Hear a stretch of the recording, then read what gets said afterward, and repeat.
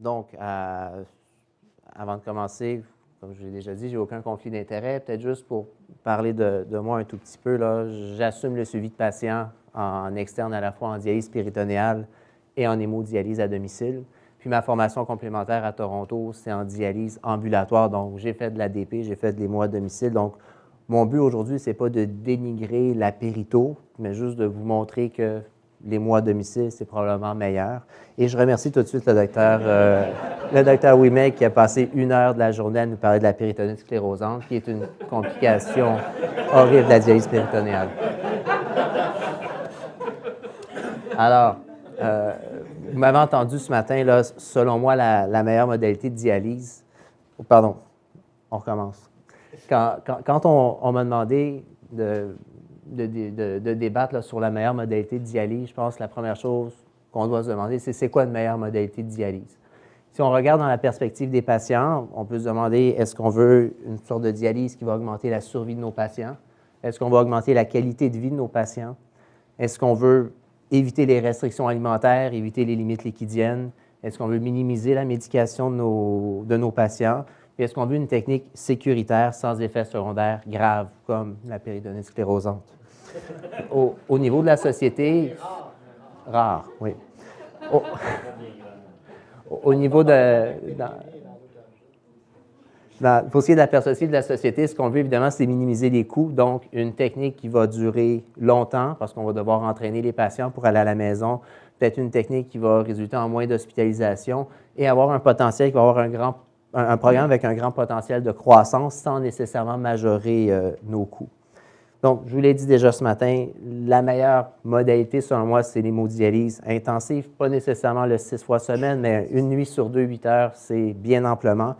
Et l'hémodialyse à domicile va être l'accès privilégié à l'hémodialyse intensive. Donc, ce que je vais faire aujourd'hui, c'est vous parler des multiples bénéfices de l'hémodialyse intensive. Une étude que vous connaissez certainement, on sait que dialyser 3 fois par semaine, c'est pas bon, c'est pas physiologique. On a même publié il y a quelques années dans le New England une revue de plus de 30 000 cas de la cohorte du USRDS où on a regardé le taux de mortalité un lundi. Donc ici, c'est la mortalité le lundi. Donc plus de mortalité, toute cause et cardiaque un lundi. Même chose pour les taux d'hospitalisation pour différentes causes, là, que ce soit cardiovasculaire, insuffisance cardiaque ou arythmie, probablement sur une hyperkaliémie. Donc, le 3 fois semaine, on oublie ça. Ce qu'on veut, c'est se dialyser souvent. Une autre analyse qui est parue plus récemment où on a analysé les données, la base de données de l'Australie et de la Nouvelle-Zélande. Ils ont regardé tous leurs patients, là, plus de 30 000 patients. Ils ont regardé c'était quoi le risque de mourir un lundi. Donc, pour tous les patients, le risque était plus élevé. Chez les patients qui étaient dialysés 3 fois par semaine, le risque de mourir un lundi était plus élevé, statistiquement significatif. Quand on se dialyse plus que 3 fois semaine, c'est plus significatif. L'ADP, ce n'est pas significatif aussi. Il faut quand même donner des points au Dr Bellil. Et l'hémodialyse à domicile, qui habituellement est l'hémodialyse intensive, le risque de mourir un lundi n'est pas plus élevé par rapport aux autres journées de la semaine. Maintenant, quand on regarde la qualité de vie des patients, on essaie de regarder un peu comment les patients vont percevoir les différentes modalités de traitement. Quand on parle d'hémodialyse à domicile chez les patients, ça ressemble à ça. Tandis que la périto, c'est plus facile. Donc, on pourrait être porté à se dire, bien, la qualité de vie des patients va être meilleure en périto parce que les patients ils vont se sentir mieux, ça va être moins épeurant, là, pas la grosse machine à apprendre, on va juste se brancher, laisser couler l'eau dans le ventre. Ici, c'est une étude qui a été faite à Toronto où on a comparé la qualité de vie des patients qui faisaient de l'hémodialyse longue nocturne et des patients qui étaient en dialyse péritonéale. Et vous voyez, on les a questionnés là, sur plein de choses là, qui ont rapport à la qualité de vie, l'effet de la maladie rénale, le fardeau d'être dialysé, le travail, la cognition, la qualité de vie, le sommeil, le support social. Et sans rentrer dans tous les chiffres, c'est des scores de questionnaire de qualité de vie. Vous voyez que, grosso modo, la qualité de vie des patients est la même d'une modalité à l'autre, même si l'hémodialyse, ça fait un petit peu plus peur initialement. Une autre diapo d'une étude dont je vous ai parlé un petit peu plus tôt. Vous vous rappelez l'étude de 2007 de l'Alberta, où on mettait des patients hémodialysés en centre, on les randomisait hémodialyse nocturne versus hémodialyse hospitalière. On a fait des questionnaires de qualité de vie chez ces patients-là après 6 mois de dialyse à la maison. Donc, vous avez en bleu l'hémodialyse nocturne, en rouge l'hémodialyse conventionnelle. Et regardez le changement des scores de qualité de vie pour ce qui est de l'effet de la maladie rénale, le fardeau de la maladie rénale. Il y avait une nette amélioration de la qualité de vie chez nos patients qui avaient de la dialyse nocturne. Et pour ceux qui s'inquiètent du sommeil, après 6 mois, les changements du sommeil, c'était la même chose qu'on soit en dialyse conventionnelle à l'hôpital ou en hémodialyse nocturne. Donc, quand même une bonne qualité de vie chez les patients en hémodialyse nocturne.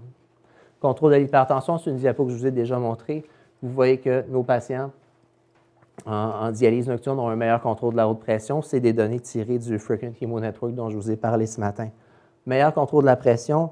En plus de ça, chez ces patients-là, moins de médicaments. Donc, après 12 mois de dialyse plus intensive, que ce soit de la nocturne ou de la quotidienne courte, en moyenne, on prenait une pilule de moins pour la pression par rapport aux patients qui faisaient de la dialyse conventionnelle. C'était statistiquement significatif. Donc, moins de médicaments pour la pression et un meilleur contrôle de l'hypertension. Clairance des molécules, le phosphore. Très difficile de contrôler le phosphore chez nos dialysés. Encore une fois, c'est des données tirées du Frequent Hemo Network. Donc, les patients à la randomisation, on a regardé à partir du moment où ils rentraient dans l'étude, qu'est-ce qui arrivait avec leur phosphorémie. Les patients en dialyse conventionnelle avaient une phosphorémie un petit peu plus basse et les patients en dialyse nocturne, dialyse plus fréquente, diminuaient leur phosphore d'environ 0,6 par rapport au niveau de base avant de commencer ça. Et ça, c'est en plus de diminuer leur taux de phosphore, ils prenaient moins de chélateurs. Donc, les patients dialysés 3 fois semaine, au début de l'étude, prenaient un type de chélateur. C'est le nombre de classes de chélateurs différents que je vous présente ici. Donc, à l'entrée dans l'étude, en 3 fois semaine, on prenait un chélateur. À la fin de l'étude, 3 fois semaine, encore un chélateur. Chez les patients dialysés 6 fois semaine, un chélateur au début, la majorité des patients n'avaient plus de chélateur. Donc, un meilleur contrôle du phosphore avec moins de chélateur. La survie de la technique. L'ADP, les mois domicile, c'est des techniques autonomes. Donc, il y a une grosse partie du budget qui va être utilisé pour entraîner les patients, qui va être un petit peu moins longue en DP. Mais toutes ces dépenses-là doivent rentrer dans notre budget et la rentabilité de la technique va dépendre de la survie de la technique. Il y a plusieurs études qui montrent la même chose, mais grosso modo, il n'y a personne qui va s'ostiner avec moi si je vous dis que la survie de la technique de Périto, c'est 50-60% à 2 ans. Mais Dr. Pearl nous a parlé des différentes causes de perte de changement de modalité de dialyse. Si on regarde l'hémodialyse à domicile, ça, c'est des données britanniques. On parle d'à peu près 90% de survie à 3 ans. Survie de la technique, pas la survie des patients. Donc, les patients en hémodialyse à domicile, on investit chez eux, mais on sait que c'est là pour rester, puis ils vont rester plus longtemps en hémodialyse à domicile. Maintenant, les coûts. L'ADP, c'est moins cher, je le sais. C'est une étude de l'Alberta.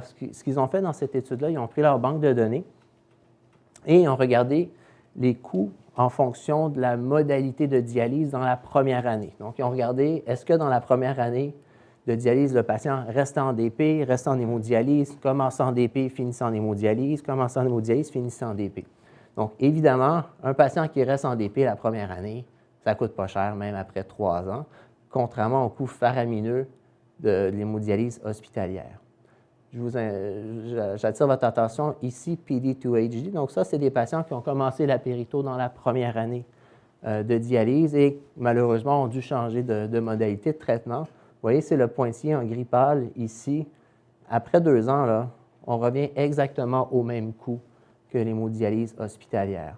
Là, j'ai rajouté sur cette diapo-là les coûts de la dialyse à domicile. Donc, c'est sûr que c'est plus cher. Mais en bout de ligne, si on prend pour acquis que nos patients vont peut-être changer de l'ADP à l'hémodialyse, on va sauver de l'argent globalement en faisant de l'hémodialyse à domicile.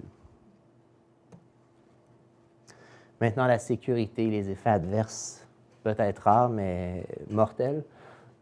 On n'a pas beaucoup de littérature, mais il y a quelque chose qui vient de sortir dans AJKD en 2014, qui qui est en fait une étude rétrospective de cohorte, donc 2 centres de dialyse à domicile, Edmonton et Ottawa, qui représentent 190 patients au total en hémodialyse à domicile sur un suivi de 10 ans.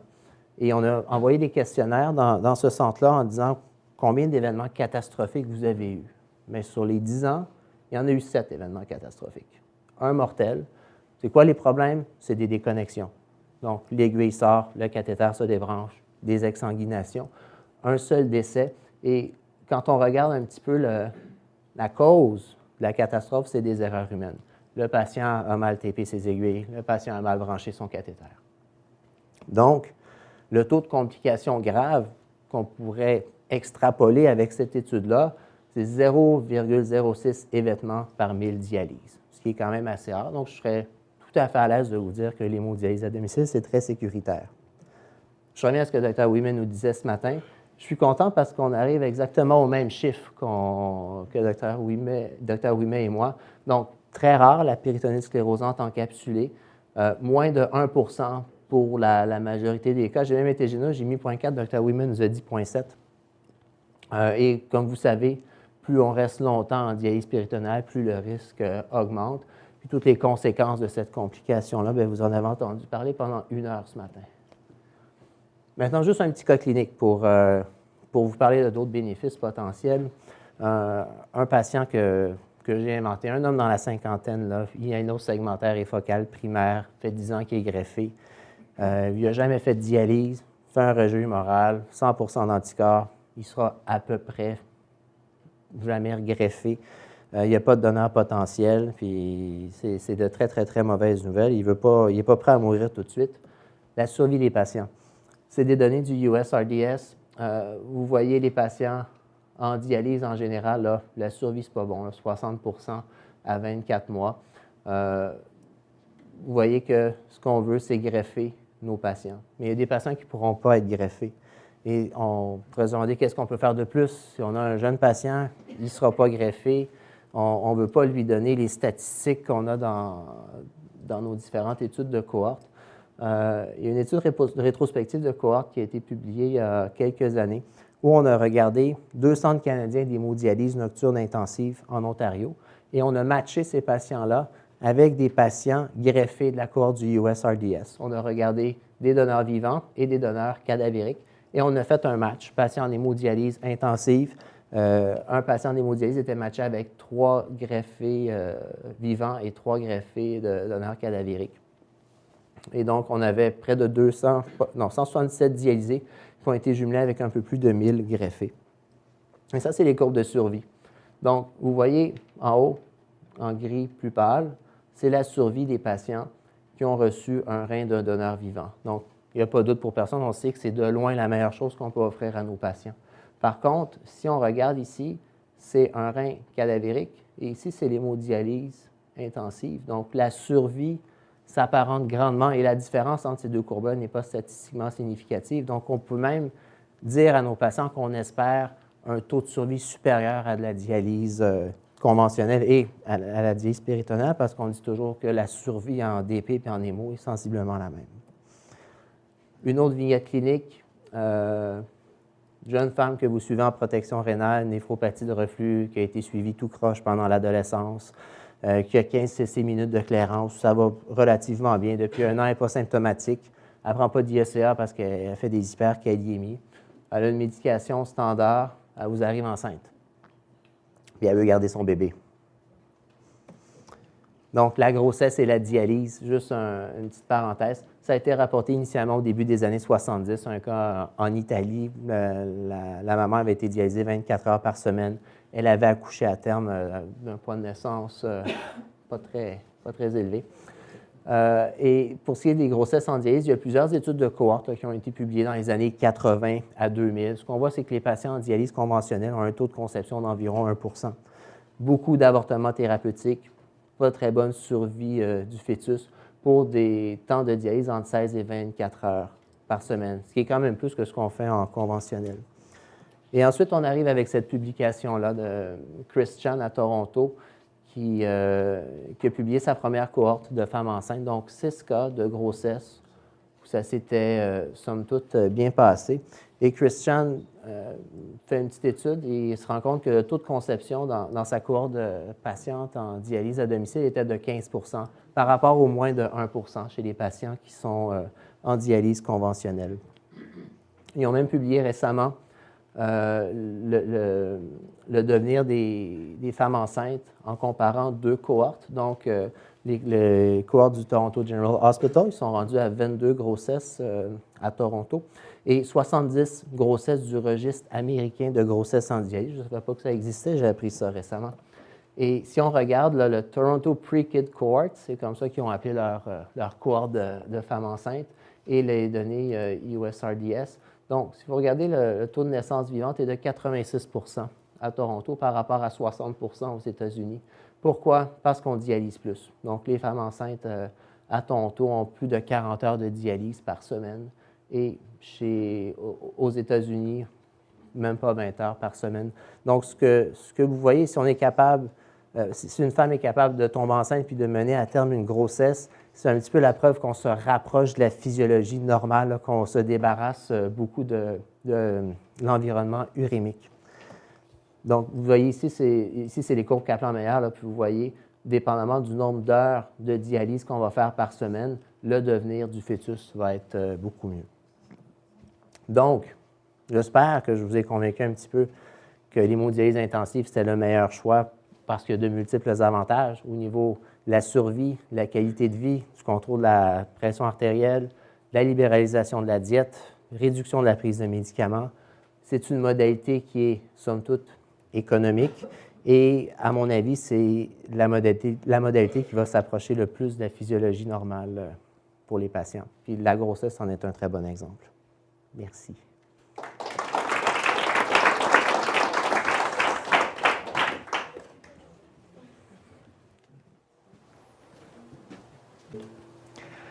Alors, bonjour tout le monde. En fait, je veux juste faire une petite intro parce que je suis assez heureux de vous voir ici aujourd'hui. Je suis plutôt fier de cette journée et de sa deuxième édition. Et en fait, je voudrais quand même remercier Jean-François, Mélanie et Fabrice qui ont fait un travail exceptionnel, je pense, au niveau du contenu scientifique et vraiment le côté organisationnel de la journée. Fait que merci à vous trois. Vraiment, je suis très heureux de ça. Alors, on m'a donné le mandat de débattre en faveur de la dialyse péritonéale. Et en fait, j'ai un peu pris la même tangente que Jean-Philippe. J'ai dit, on va essayer de voir quels sont les avantages de la DP. Puis après ça, on va voir qu'est-ce qu'on en tire. Alors, comme conflit d'intérêt potentiel, j'ai reçu des honoraires de consultant et de conférencier, mais le tout est remis annuellement à 2 fondations. Alors, tantôt, on a fait un petit sondage, mais il me manquait un petit morceau qui m'intéressait, là. Donc, on a dit, si vous deviez être dialysé, quelle modalité vous choisiriez? On a décidé, ou en tout cas, on a enlevé le choix conservateur ou de traitement médical parce qu'on se disait que probablement la plupart d'entre vous ne sont pas nécessairement rendus là dans votre vie, mais et on a assumé que la plupart d'entre vous voudraient être greffés, si possible quand même, si votre état de santé le permet. Alors, si vous êtes le patient de ce sympathique néphrologue qui vous annonce que vous êtes atteint de maladie rénale et que vous avez un temps d'attente d'environ 5 ans avant d'avoir une greffe, bien là, vous allez devoir choisir. Là, on n'a pas vu des gens nécessairement, la question n'a pas été posée, qui serait dialysé à l'hôpital? Alors, je poserai la question. Est-ce qu'il y en a qui voudraient être dialysés à l'hôpital?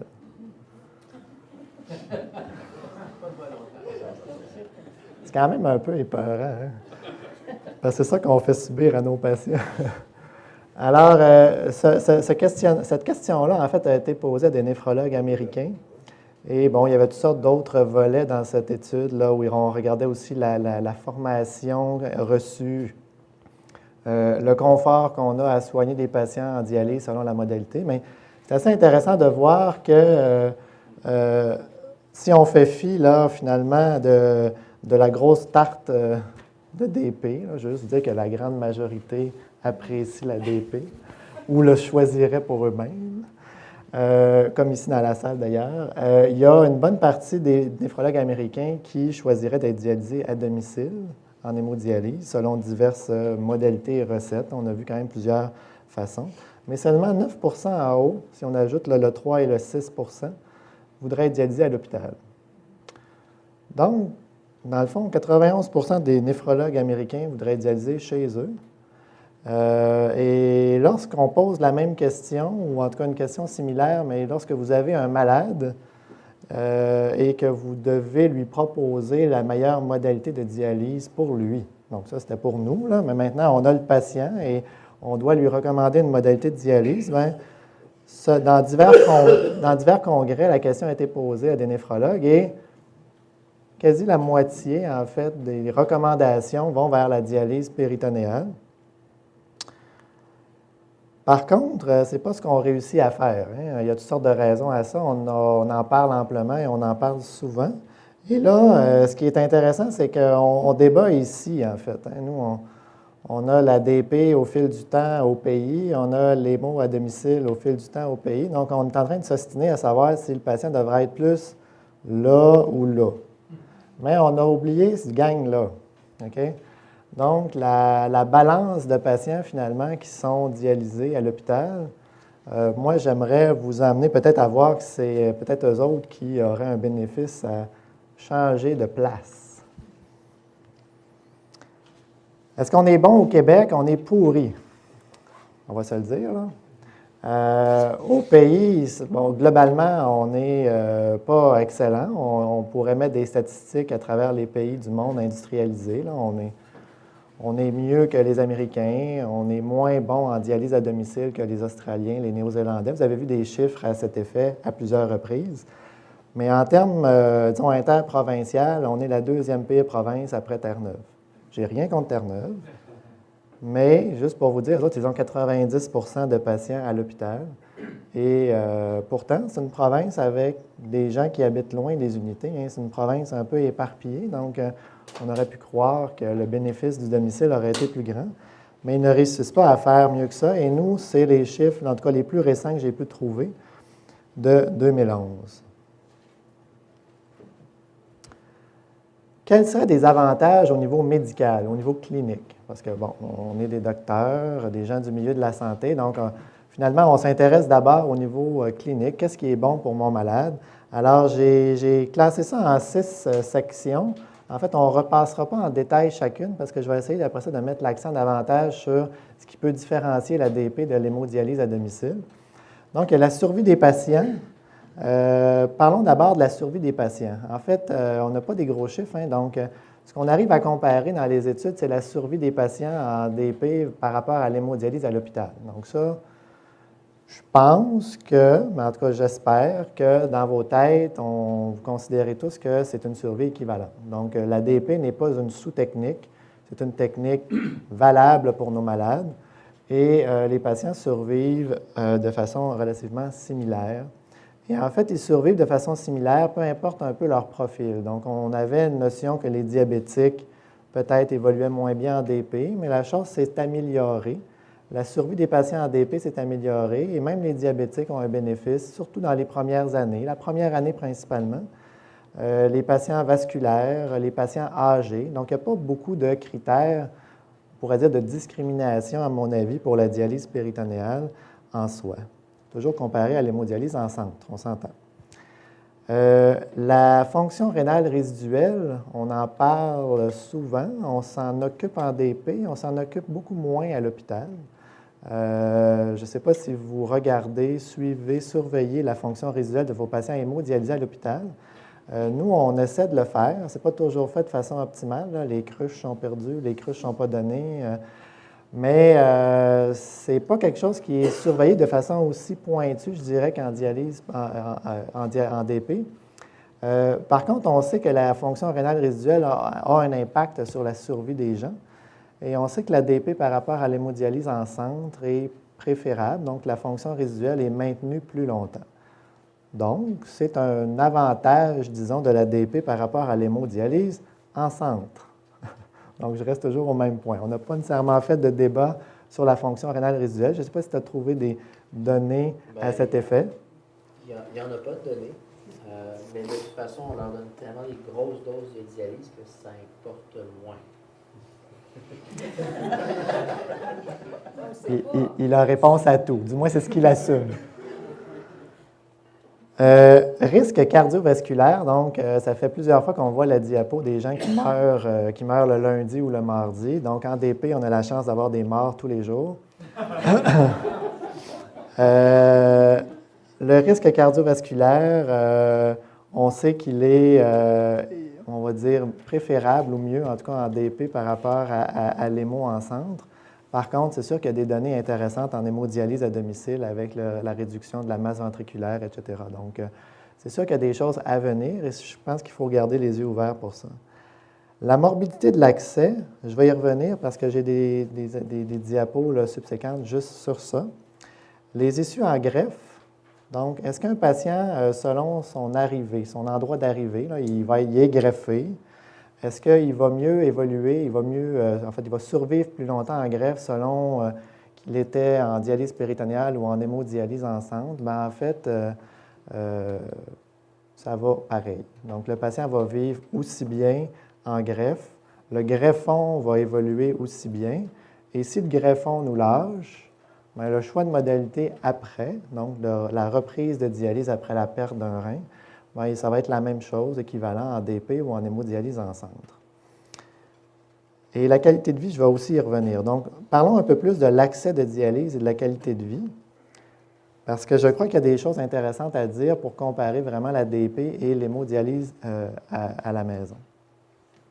Alors, vous avez vu cette courbe-là ou des courbes similaires. Donc, on sait que nos patients qui ont un cathéter central sont en fait les plus en danger dans nos unités. Donc, on essaie de fuir le cathéter central comme la peste. Et ce sont ces patients-là qui font des infections et qui évoluent mal. Par contre, lorsqu'on leur crée une fistule ou qu'on leur fait un greffon artério-veineux, bien là, on les protège. En fait, c'est comme ça qu'on leur explique le bénéfice d'avoir un accès vasculaire permanent qui n'est pas un tube dans la jugulaire. Lorsqu'on regarde la DP à travers tout ça, en termes de bactériémie ou de septicémie, en fait, la dialyse péritonéale s'apparente un peu à avoir un patient en hémodialyse avec un accès de bonne qualité. Donc, la bonne pratique en hémodialyse en centre. On est-tu bon avec nos accès vasculaires? On est pourri pour ça aussi. Donc, en fait, on est pas mal en bas, là. On a une grande proportion, malgré nos nombreux efforts, de patients qui, à l'hôpital, sont dialysés avec un cathéter tunnelisé. Du moins, j'espère, tunnelisé pour la majorité, là. Espérons. Et en fait, ce que j'aimerais vous amener à penser, c'est que l'ADP peut être justement, on a fait allusion tantôt, mais l'ADP peut être une solution justement au fait de ne pas avoir de cathéter tunnelisé ou de cathéter en hémodialyse. Donc, comme on n'est pas bien bon pour les hémodialyser comme du monde, on serait peut-être mieux de ne pas les hémodialyser pendant tout.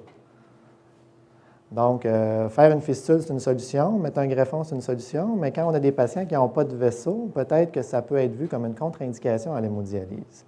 Alors, on parle souvent des contre-indications des patients à la dialyse péritonéale, à l'hémodialyse à la maison, mais on parle rarement des contre-indications à l'hémodialyse en centre, mais il y en a.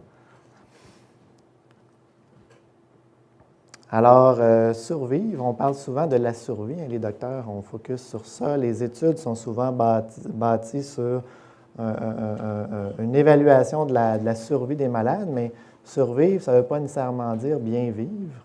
Et en fait, le choix des patients, dans le choix de la modalité, on dit souvent que les patients doivent choisir leur modalité de dialyse. C'est vrai, ils ont un mot à dire et en fait, on a des très bons exemples qui nous montrent que c'est très important. Ce matin, tu as présenté une étude justement où le recrutement était difficile parce que les patients refusaient d'être aléatoirement, on va dire, assignés à une modalité d'hémodialyse dans ce cas. Et en fait, l'étude qui a essayé de comparer, l'étude NECOSAD, une étude qui date de quelques années déjà aux Pays-Bas, qui voulait comparer la DP à l'hémodialyse, a rencontré le même écueil. En fait, 95 % des patients qui étaient reconnus éligibles et inscrits à l'étude n'ont pas été randomisés. Fait qu'on s'est ramassé avec des groupes de 20 et 19 patients, si je ne m'abuse, sur une population initiale beaucoup plus volumineuse. Donc, à mon avis, c'est quasiment impossible d'attribuer de force le choix de dialyse parce qu'il y a tellement d'impact sur la vie que moi, en tout cas, je pense que c'est futile et en fait, on ne réussira probablement jamais à avoir une réponse sûre et certaine par un essai clinique randomisé sur qu'est-ce qui est vraiment meilleur. Mais c'est-tu grave? Ça, je vais y revenir tantôt. L'autre élément qui est important, en fait, j'étais tombé sur ce texte-là. C'est une étude qui était parue dans une revue douteuse. Non, mais c'est le journal de l'Association médicale canadienne. Ce n'est pas nécessairement une revue qu'on lit spécifiquement pour la néphrologie, mais j'avais trouvé ça un peu troublant, challengeant quand j'ai lu le tout. En fait, c'était un sondage qui avait été distribué à des patients en Australie et la question était, il y avait plusieurs aspects qui étaient évalués, mais mettons que vous voudriez en fait réduire votre nombre de visites à l'hôpital de une cote. Donc, par exemple, passer de 4 à 3 par semaine ou de 3 à 2 par semaine. Ou l'autre question était, mettons que vous voudriez gagner en mobilité, c'est-à-dire pouvoir partir tant de jours plus loin de votre lieu de vie et donc de votre unité d'hémodialyse. Combien de vies, finalement, vous seriez prêt à sacrifier en durée? Donc, c'était un peu épeurant quand on voyait ça, et en même temps excitant, parce que ça nous montre que les patients, ce n'est pas nécessairement de vivre longtemps qui les intéresse, c'est de bien vivre, en fait. Et ils étaient prêts à sacrifier parfois une demi-année, même une année et quart de vie, selon la question, pour juste changer d'une cote, là. Bon, il y a sûrement des billets là-dedans, là. C'est des études de questionnaires, c'est toujours troublant, mais gardons ça en tête quand on discute avec nos malades. Ça, c'était des avantages cliniques ou plus médicaux qu'on analyse ou qu'on regarde souvent, mais j'ai essayé d'énumérer ou de réfléchir à des avantages plus non cliniques pour le patient, pour la collectivité. Et j'ai mis une petite étoile à côté de ce que je crois être un bénéfice par rapport à l'hémodialyse à la maison spécifiquement. Donc, le beau tableau de bord de 747 est intéressant parce qu'effectivement, pour faire de la DP, en fait, tu n'as même pas besoin de tous tes doigts, là. Il y a des gadgets qui existent pour, des fois, même faire les branchements à ta place. Tu n'es pas obligé de voir bien clair non plus, là.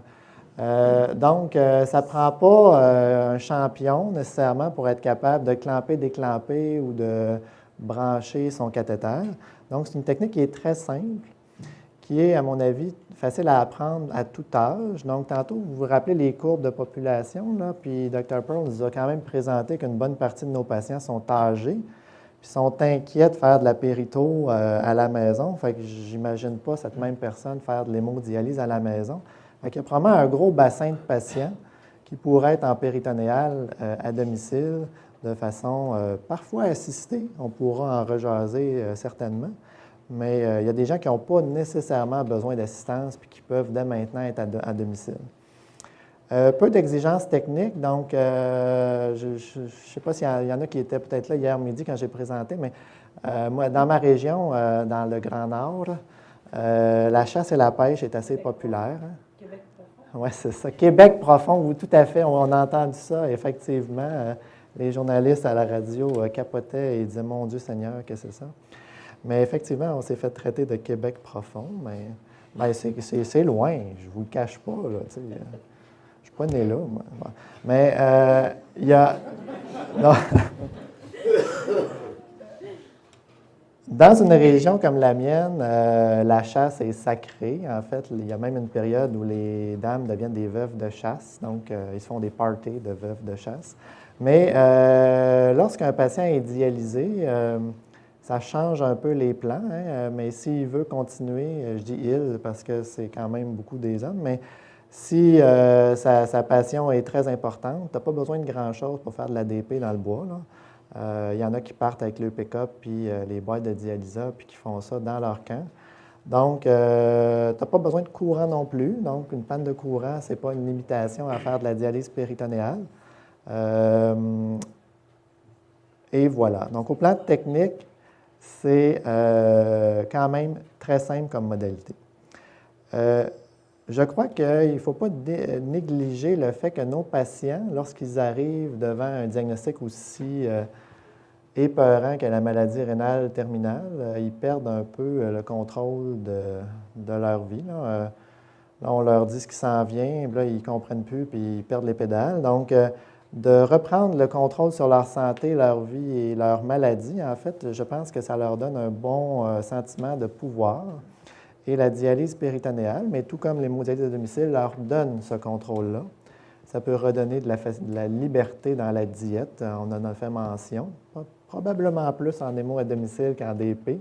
Donc, la limitation liquidienne, limitation en phosphore, etc. Donc, beaucoup plus libérale en hémo. La mobilité, je vous en ai parlé, mais je vais vous présenter dans des cas cliniques quelque chose à cet effet. Mais la mobilité, ce n'est pas nécessairement d'aller à l'étranger. Hein. Ça peut être juste d'aller dans sa famille une semaine à Noël ou quelques jours sans être obligé d'appeler dans une unité d'hémodialyse qui va vous dire « non, on est plein », parce que ça arrive, que les patients sont empêchés d'aller rejoindre leurs proches à cause de ça. Flexibilité, adaptabilité des horaires. Donc, c'est sûr qu'en DP et en hémo à domicile, ils peuvent quand même jouer. On disait ce matin, ils peuvent faire n'importe quoi. Bien, c'est correct qu'ils fassent n'importe quoi, là. C'est dans la mesure où ce n'est pas dangereux. Donc, je pense qu'il faut leur donner des balises claires de quoi ne pas faire. Là. Ça, c'est évident. Mais moi, ça ne me dérange pas qu'ils fassent leurs expériences parce que souvent, c'est en expérimentant et en voyant les conséquences de leurs expériences qu'ils ne font plus après. Pour la collectivité, donc c'est sûr que nous, on a tendance à penser un pour un. Hein. On est un patient, on a un patient devant nous, on est le docteur, puis là, mais on est aussi des payeurs de taxes et on fait aussi partie d'un système qui doit demeurer fonctionnel. Le maintien à domicile, je pense que c'est quelque chose qui est important. On a parlé tantôt des CHSLD ou du maintien à domicile, on va dire assisté. Mais le maintien à domicile en soi, c'est sûr qu'il est facilité quand une technique est simple et peut quand même être faite à la maison, comme la DP. Le maintien au travail, je ne sais pas quelle proportion de vos patients travaillent ou sont actifs sur le marché du travail. Pas de temps, mais c'est sûr qu'on a quelques-uns toujours sur l'unité de dialyse qu'on essaie de mettre le soir dans la mesure du possible. Mais la DP, nous, on en a plusieurs qui ont repris, en fait, ont continué de travailler, parfois sous cyclaire la nuit pour leur faciliter la vie, ou il y en a même qui faisaient leur échange au travail. Bon. La rentabilité, j'y reviens, et peut-être les coûts évités. Rentabilité, c'est une chose, mais on a vu une multiplication des unités satellites dans les dernières années. Je pense qu'il y a une vague de politique là-dedans, c'est-à-dire que c'est quand même cute d'aller couper un ruban dans un centre hospitalier plus que d'aller brancher un sac chez quelqu'un. Une fois qu'on a dit ça, il ne faut pas quand même penser que je suis contre les unités satellites quand c'est la seule option, parce que ça peut être effectivement une seule option. Tu sais, je pense à Dr Gavzy en Gaspésie, c'est quand même, Chandler est quand même loin. C'est là que ça a ouvert dernièrement. Ouais, voilà. Donc, c'est sûr que quand la distance est vraiment importante et que tout le reste a été maximisé en termes de dialyse à domicile, parfois il y a des patients qui sont quand même pris pour être hémodialysés en centre. Le fameux graphique de coût, finalement, j'ai une diapo qui date un peu plus que ce que j'ai vu, donc il y a d'autres choses plus récentes, mais c'est toujours la même graphique qui est présentée, la DP à peu près la moitié du coût que l'hémodialyse à l'hôpital, avec l'hémodialyse un peu entre les deux, donc il faut garder ça en tête.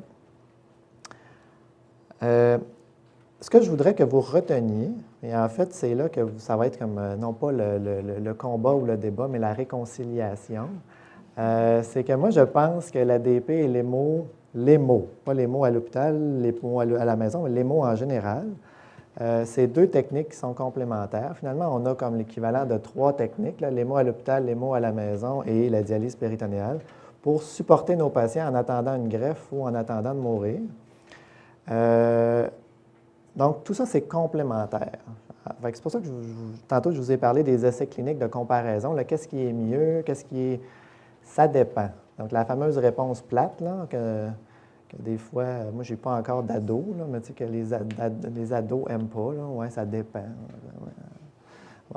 L'important, je pense, ou le débat qu'on aurait peut-être pu faire et qu'on fera peut-être un jour, c'est plutôt de débattre est-ce que les patients devraient être chez eux ou devraient être à l'hôpital. Et en fait, ça, c'est la grande question. Et avoir votre vote, je pense qu'il n'y a pas un chat ici qui voudrait être dialysé où nos patients sont assis en ce moment. Par rapport à l'hémodialyse à domicile, par contre, je pense que la DP a des bénéfices pour une clientèle importante de patients. Donc, c'est une technique, comme je vous dis, qui est simple, qui est facile d'approche, facile à apprendre aussi. C'est une technique, par conséquent, qui peut être très utile pour vos unités, pour renverser la vapeur dans vos unités. Donc, dans le même temps que vous allez former un patient en hémo à domicile, vous allez pouvoir en former probablement 6, si on considère 6 semaines en dialyse péritonéale. Donc, en termes de renversement de vapeur, c'est assez efficace. Et je pense qu'effectivement, la DP permettrait à beaucoup plus de malades dans la strate que je vous ai parlé, là, ceux qui sont stationnés à l'hôpital, d'être chez eux. J'aimerais maintenant un peu aller dans le sens de Jean-Philippe, donc vous présenter quelques vignettes, mais ça va être interactif. Donc, n'hésitez pas à m'ostiner. En fait, tu pourras te joindre à moi, comme vous voulez, là. Donc, le but, c'est, je continue. On a eu la vignette 1 qui était un patient hyper immunisé, en fait, qui finalement va être longtemps dialysé. Et écoute, j'y donne numéro 1. Hémodialyse à domicile, je pense, et les études à venir vont sûrement, en cours, c'est-à-dire vont sûrement nous montrer que c'est vraiment la voie de l'avenir. Ça, il n'y a pas de doute.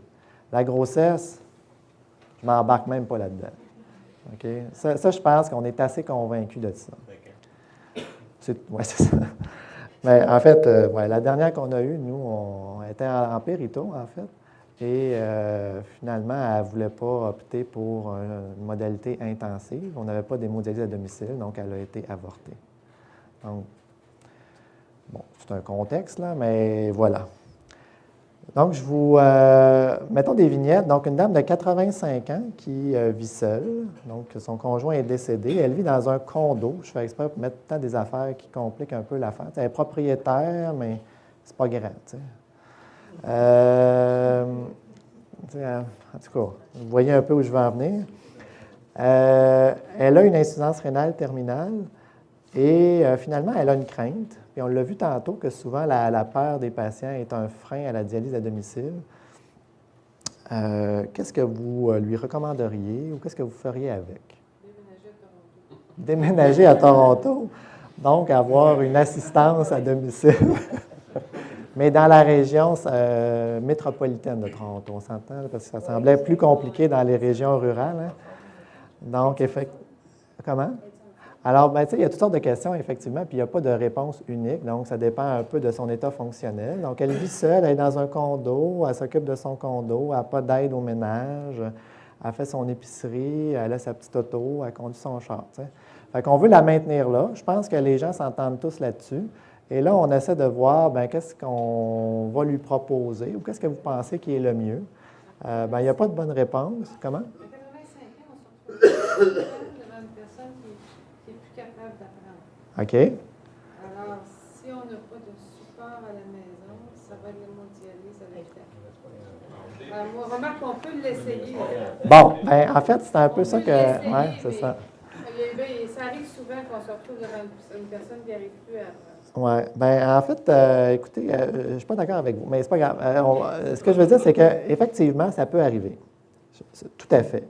Mais je pense qu'on a peut-être tendance à déclasser ou disqualifier les patients peut-être un peu facilement, des fois, selon des critères qui sont mous. Hein? Je pense qu'elle peut choisir. Tout à fait. Puis je pense qu'on peut essayer. On peut voir nos exact. Motivés, elle regarde si elle est capable de se brancher, si elle voit clair, etc. On peut faire une préévaluation. Voilà, on peut faire une préévaluation, on peut effectivement juste essayer de faire manipuler du matériel, peut-être lui faire même une espèce de préenseignement avant. Maintenant, la question, est-ce que c'est les capacités qu'elle aurait à faire la dialyse à domicile qui est le bug ou c'est sa crainte? Donc là, sais, là, elle est inquiète. Là. Elle voudrait être, elle dit, ouais, je pense que je ne serais pas capable. Comment surmonter ça? Nous, chez nous, ce qu'on fait, c'est qu'on leur fait rencontrer des patients. Donc, le meilleur moyen, c'est de leur trouver un patient apparenté. Donc, bon, chez nous, c'est toute la même famille, mais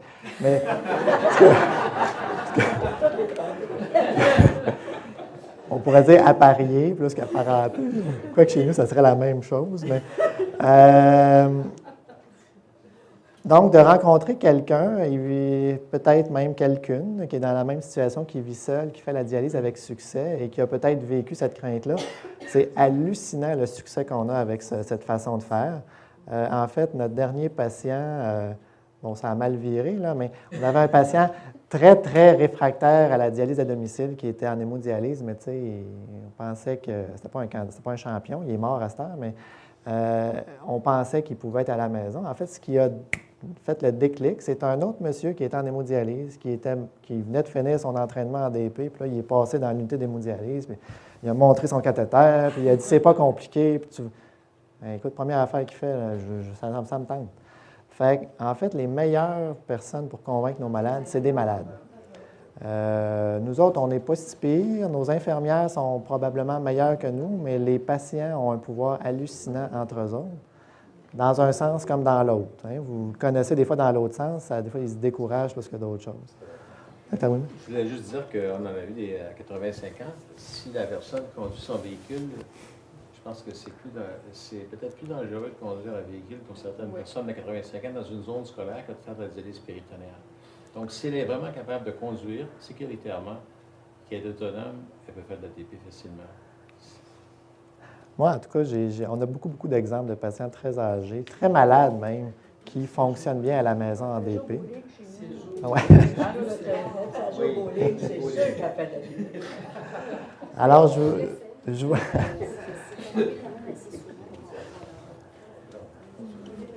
donc, je vous en envoie un autre dans les dents.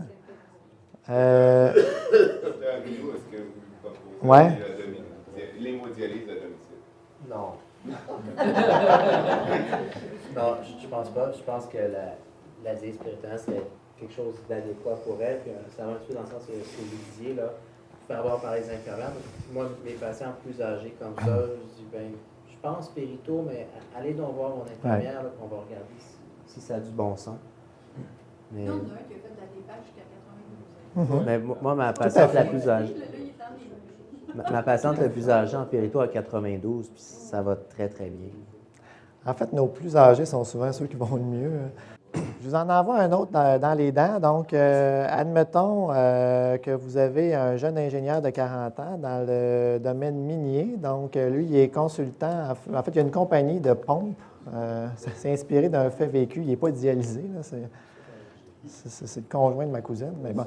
Mais, tu sais, il est actif, puis il voyage régulièrement à travers le monde, puis c'est dans toutes sortes d'endroits. Okay? Il est allé en Afrique, il est allé en Asie, voilà. Donc, qu'est-ce que vous lui proposeriez? Greffe familiale. Bien, effectivement, c'est sûr que la transplantation va certainement être la solution la meilleure pour un gars comme ça. Changer d'emploi. Mais il doit avoir des bonnes assurances. Ouais. La DP, ça y permet ça. Donc, la DP. Ce matin, il y a aussi Next Stage qui a été présenté. En fait, ça dépend où ils voyagent. Là. Tu sais, on a des patients hémodialysés à la maison qui vont voyager, vont se trouver un centre. Je ne sais pas si j'irais me faire dialyser partout. Ouais. Toutes les places subventionnées dans le monde. Et juste pour vous dire, les mines, c'est pas dans des endroits urbains. Hein? On s'entend que c'est... Des fois, La DP, s'il arrive quoi que ce soit, la DP en Afrique, je vais aller, moi, puis c'est pas trop sécuritaire. Non, ouais. Je recommanderais de se faire greffer. rediriger dans sa compagnie. C'est lui qui est le président, il peut changer ce La job. départ sabbatique d'un an. C'est sûr. La compagnie paye un mois par année de sac. Il va falloir qu'il paye les autres. Alors, en fait, je voulais introduire un autre volet. Moi, personnellement, en tout cas, je ne pense pas qu'on a aucun de nos patients, malgré le nombre de patients en DP qu'on a, qui ont fait appel au programme de voyage de Baxter. Là. Je ne connais pas celui de Fresenius, s'il y en a un. Là. Je ne sais pas s'il y a des patients qui ont fait affaire. Là. Oui, ils font des livraisons, mais dans les grands Exact, villes. exact. Donc, ils ne feront pas livrer à la mine, c'est sûr, là, mais disons, disons, peut-être proche de l'aéroport où il atterrit, ça peut être pratique. Ils vont livrer pour une semaine, pas pour 2 jours ici, 2 jours là. Non. Il va falloir qu'il se promène avec son kit un peu plus. Mais ça... Ça voyage en bateau, on en a une qui est d'une croisière. Oui, en bateau, ils fournissent le temps de Bon. Livrer, Pas là. cyclone, par exemple, parce que c'est une larme qui peut Ouais. la défaxe très bien. Tout à fait. C'est mieux que ce soit basé dans une C'est ville sûr. importante que de se promener. C'est sûr. Au pire qu'il y ait un point d'attache puis qu'il parte avec son Mais stock. c'est quand même beaucoup de stock. J'ai un patient, Ouais. il y a quelques années, il est allé en Floride avec ses enfants à Disney, puis il n'y avait plus de place dans la chambre. Avec tout le stock. Et en fait, ils ne sont pas obligés de... Ils sont pas obligés d'aller à Disney pour avoir de place dans la chambre. Là. Tu sais, quand ils sont dans un petit appartement ou un petit condo, puis que la livraison du mois arrive, là, ils sont mieux d'avoir un bon locker en bas. Bien, ça, à Montréal, c'est un problème. Peut-être pas dans votre région, mais... Alors, chez nous aussi. À Montréal, non. Là, nous autres, souvent, sont à 8 dans un 4,5. 8 dans un 4,5. Tout à fait. Il n'y a plus de place pour la DP, à moins Tout d'en à faire fait. un modulaire de salon qui change, là, tu sais. C'est ça, Effectivement. ça nous crée des problèmes. Effectivement. Donc, nous, des fois, il y a certains patients qui n'ont pas beaucoup d'espace. Dr. Gazi faisait penser, puis effectivement, qui ont des livraisons, mettons, 2 semaines, ou donc des plus petites livraisons quand il y a un espace limité. Passons au cas numéro 5. Donc, plus ça va, plus ça se corse un peu, puis c'est ça le but, là, c'est de plus en plus flou. Donc, elle a 35 ans, elle a une IGA, et puis sa mère est une donneuse potentielle. On s'enligne, donc c'est un peu la suite du cas d'avant. Là. Donc, on s'enligne pour une greffe bientôt, si tout va bien, bien sûr. Là. Donc, dans les prochains 6 mois, elle devrait avoir un rein de sa mère. Par contre, elle vous dit qu'elle adore se baigner durant l'été et elle veut pas... Elle va être greffée. Bon, mettons qu'on est au mois de mai, là, puis elle veut pas, là, elle veut essayer de continuer de se baigner. Donc, qu'est-ce qui vous bug? Bon, la première affaire, premier élément peut-être, c'est donc la durée attendue de la greffe. Ça ne serait pas rentable D'investir. En émo. dans les mois Non, c'est ça. sûr. Mais la DP est probablement un bon pont pour des fois des attentes courtes. On sait que le devenir est bon en début, en tout cas, de dialyse, certainement mieux que l'hémodialyse en centre.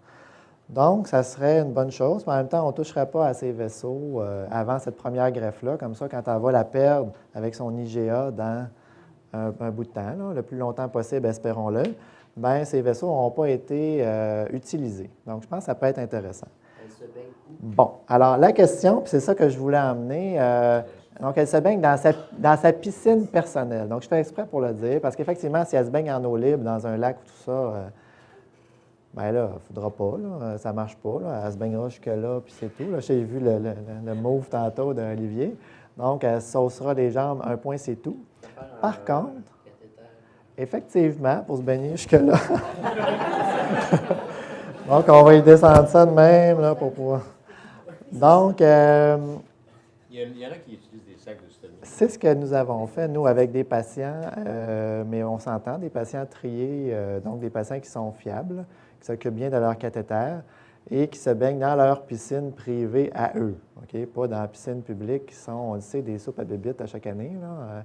Ça sort d'un média au mois de septembre d'habitude.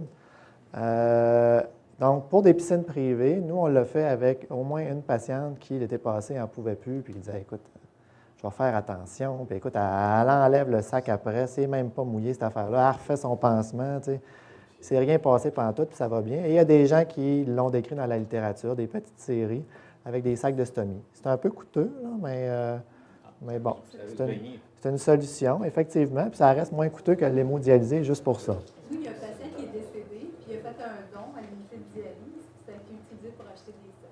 Ah, intéressant. Donc, vous en avez plusieurs un peu dans cette situation-là. C'est moins cher qu'aller à Walt Disney, quand même, les sacs. Oui. C'est sûr.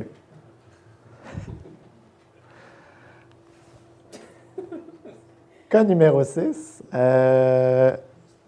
Tantôt, il y a eu une allusion à ce type de patient-là, mais c'est un coronarien avec une insuffisance cardiaque sévère qui a dans le fond, une grosse insuffisance cardiaque droite avec un ascite. Et il est toujours hypotendu. Là. Tu sais, lui, là, 95, là, c'est de l'hypertension. Et c'est un diabétique par ailleurs, avec une néphropathie diabétique, qui a développé une insuffisance rénale en partie là-dessus et possiblement aggravée par son insuffisance cardiaque. Qu'est-ce que vous faites avec? Effectivement. Donc, l'hémo nocturne est un choix intéressant. Vas-y, vas-y. J'ajouterais peut-être un bémol avec l'acide réfractaire. C'est très, très problématique d'installer le cathéter de dialyse péritonéale. Tu risques d'avoir des fuites très rapidement. Puis, Joanne Bartman, là, qui mettrait n'importe qui en périto, considère ça comme une contre-indication relative. Donc, si elle a dit que c'est une contre-indication relative, ça en est une vraie, je pense. Ça en est une formule pour nous. Ouais. On a eu des cas comme ça. Puis, si tu dis que c'est une insuffisance cardiaque droite, Et gauche, on s'entend global. Global. OK, parce que ces gens-là, tu peux les... on en a eu qu'on a fait des dialyses quotidiennes, des hémodialyses quotidiennes pour les assécher complètement, ce qui se fait en général, à moins que... Parce que si ça passe ou ça casse, si ça ne passe pas, ça ne marchera pas en hémodialyse, ils vont mourir. Si tu réussis à les assécher, tu mets un cathéter sur un ventre asséché. Et on a eu des cas en DP où tu peux les tenir secs du fait de l'UF continu. Et donc, qui ont fait quelques années avec une bonne qualité de vie. Tout à fait. Des centaines d'années. Puis il y en a plusieurs qui ont amélioré leur fraction d'éjection. Mais il faudrait prendre pour acquis que c'est incontrôlable par le traitement médical, mais la dialyse n'a pas été commencée encore, l'hémodialyse. Non, effectivement.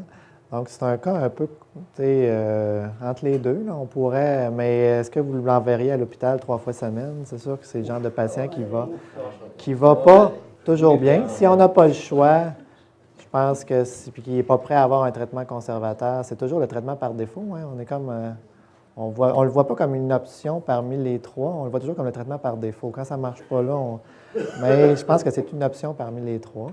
Moi, on a eu des patients comme ça. On a eu un greffé cardiaque avec justement une insuffisance cardiaque restrictive sévère qui a fait de l'ADP pendant une bonne année et demie. Donc, c'était une année et demie de plus gagnée à la maison et qui a fini par être à l'hôpital en hémodialyse par la suite. On pensait qu'il mourrait, mais il a fait 1 an encore. Oui. On va aller un peu avec ton cas. Je ne sais pas si on a un comme ça, mais on a eu quelques cas d'amyloïdose avec atteinte cardiaque sévère. Puis je trouvais qu'il allait mieux en dialyse péritonéale en général qu'en hémodialyse. Ces patients-là qui étaient plus faciles à contrôler. Ils arrivent en dialyse hypotendus, c'est clair. Puis on les gagne pendant plusieurs années sans problème.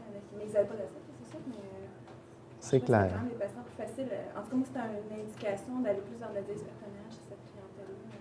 Mais ce sont des patients, je pense, où il faut vraiment garder en tête un traitement plus continu. Donc, on s'entend, là, on pourra s'ostiner sur le type de choix, mais je pense que c'est assez clair qu'ils vont souvent moins bien, la plupart du temps moins bien, à l'hôpital avec un traitement intermittent.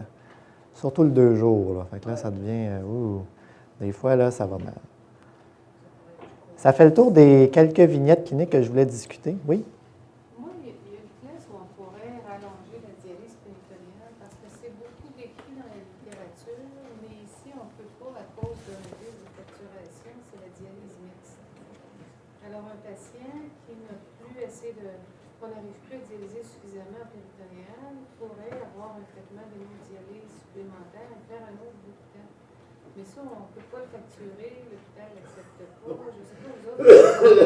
Pourquoi on ne ferait pas juste la dialyse, l'hémodialyse nocturne à ce moment-là? Oui, quand ça marche, c'est un bon transfert, mais maintenant qu'on ne peut pas le faire. À moins que tu me dises que tu as refusé la RAMQ t'a refusé de facturation, la dialyse à domicile maintenant, ça se facture par mois. Et on a calculé pour que ça revienne équivalent à 3 traitements conventionnels par semaine. Donc, tu factures de la DP au mois.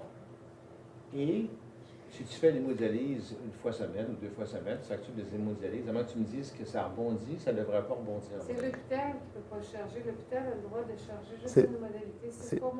C'est pas les honoraires, en fait. Ce que je comprends, ce n'est pas les honoraires pour vous, c'est plutôt les frais de traitement pour le centre hospitalier de ce patient. Pour un traitement mixte. Est-ce qu'il y en a qui le font ici, des traitements mixtes? Je dis une phrase, puis je te laisse. On en faisait, Mais je trouvais que c'était des patients urémiques, là, puis tu sais, on les faisait pivoter avec une hémodialyse. C'est peut-être le temps de se dire que la périto c'était fini, il fallait passer à autre chose à ce moment-là. C'est souvent des patients, par exemple, qui ont eu une très mauvaise expérience d'hémodialyse antérieurement, qui sont passés en périto. Et là, la dialyse péritonéale, après un certain temps, n'est plus efficace. Et on réussit à les convaincre d'aller à une dialyse, hémodialyse par semaine.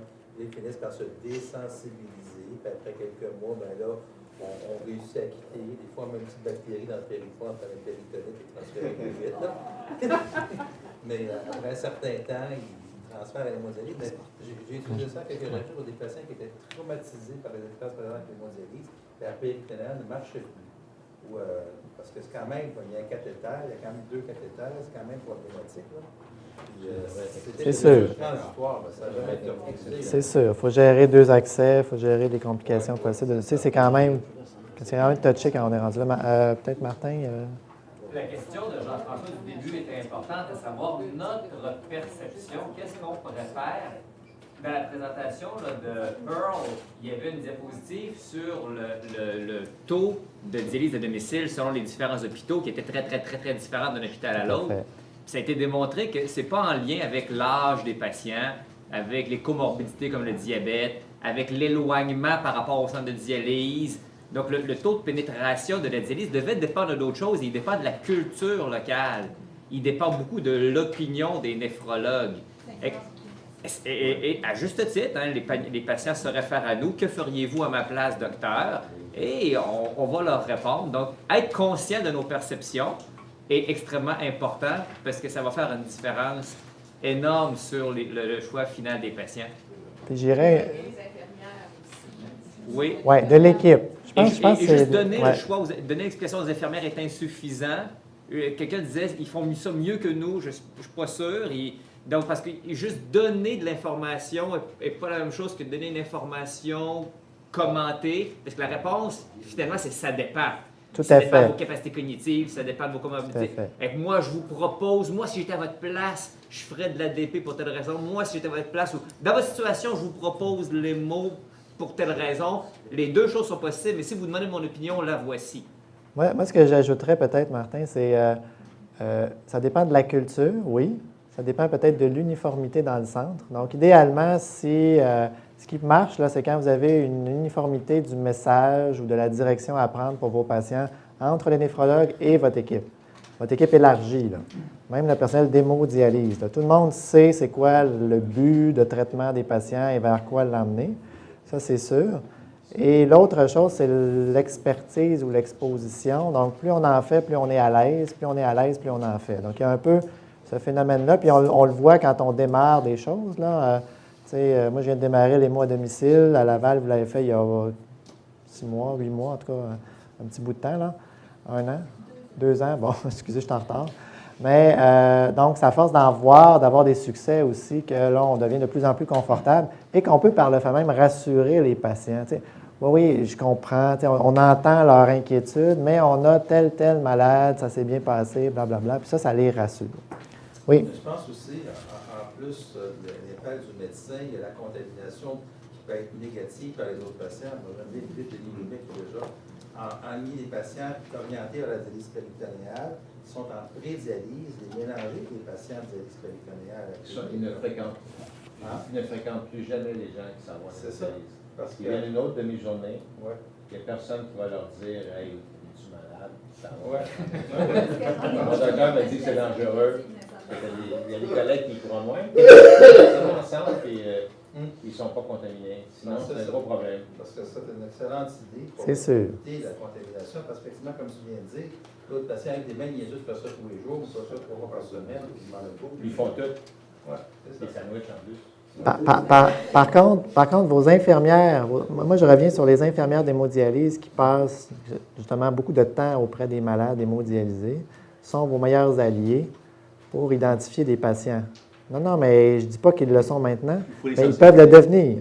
Mais je pense que c'est notre job de les former. Et une fois que c'est fait, c'est un peu épeurant des fois ce qu'ils font parce qu'ils n'arrêtent pas de questionner les patients.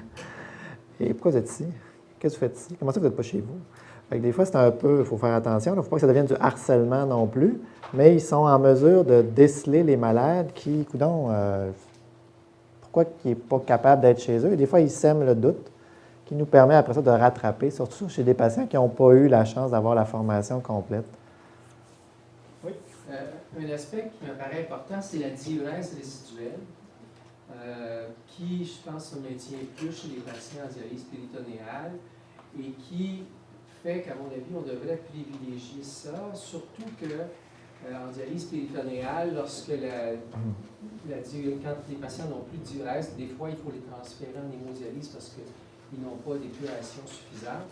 Et donc, je pense que dans mon schème de pensée, je pense que la plupart des patients, on devrait leur parler intensément de dialyse péritonéale, et surtout les gens qui ne sont pas greffables, parce qu'on sait que ces gens-là, dans 2, 3, 4, 5 ans, peut-être qu'ils vont être obligés d'être transférés en hémodialyse, avoir des cathéters ou des fissures. Et je trouve que, je pense que je ne suis pas le seul à avoir pensé à ça, mais je pense que c'est une chose, c'est une façon de fonctionner là, que j'aime. Bien d'accord. Le seul bémol que je mettrais, c'est qu'on sait que c'est mieux que l'hémodialyse en centre. Mais tu sais, quand on essaie de voir une modalité d'hémodialyse à domicile, on va dire plus lente, nocturne, je ne pense pas qu'on a tout à fait toutes les réponses à savoir si ce n'est pas nécessairement équivalent en termes de protection. Donc, ce qui n'est pas bon, c'est l'intermittent raide. Ça, je pense qu'on finit par s'entendre là-dessus. Là, quelle modalité douce utiliser? Mais je suis bien d'accord que la dialyse, la fonction rénale résiduelle est cruciale pour nos patients, même si tu n'es pas sûr. Non, mais non, tout à fait. Juste préciser deux choses. Donner des remerciements pour la présentation de ce matin. Ils sont l'élection grave et 6 par 1000 traitements. 0,06. Oui, alors ça fait près 200 000 années patients, c'est la même chose avec les ténistérosantes, et non pas moins. Et aux États-Unis, la souris de la technique est moins bonne, mais il faut savoir aussi que, je donne un exemple à l'étude Canusa, au-delà du côté survie, le principal facteur de mortalité, c'était de vivre aux États-Unis. Oui. Donc, la survie de 45% en 3 ans, c'est pour les États-Unis. La maison là, c'est 60% à 5 ans. Souris de la technique, ça, non, pour notre faut pas dénigrer ATP.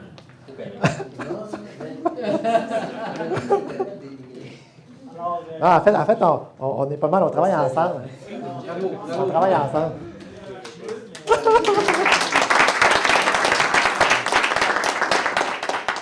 C'est ça, un match nul, peut-être un vainqueur, Dr. Ouimet. Mais c'est dit.